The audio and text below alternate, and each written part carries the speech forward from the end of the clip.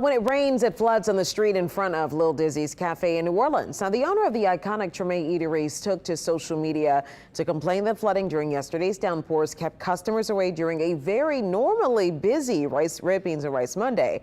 As Paul Murphy reports, she says Esplanade Avenue has flooded near the restaurant at least half a dozen times since April. Lake Esplanade. That's what the owner of Lil Dizzy's calls the street in front of the popular Treme Cafe every time it rains.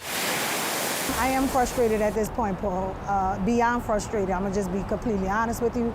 All right, here we go. Markeisha Bakke shot this cell phone video of street flooding outside the restaurant on Monday.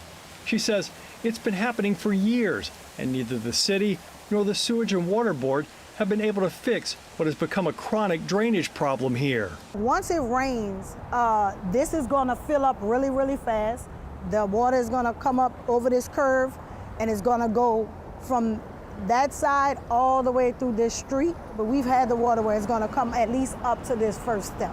Red Beans and Rice Monday usually attracts a large crowd here to Lil Dizzy's, but not this Monday, when street flooding once again blocked the entrance to the restaurant. Hey, my baby, how you doing? Summer is already slow, and to have this situation affect my business, especially a big day like Monday. Monday in New Orleans, for me, is big because we sell a lot of red beans and rice.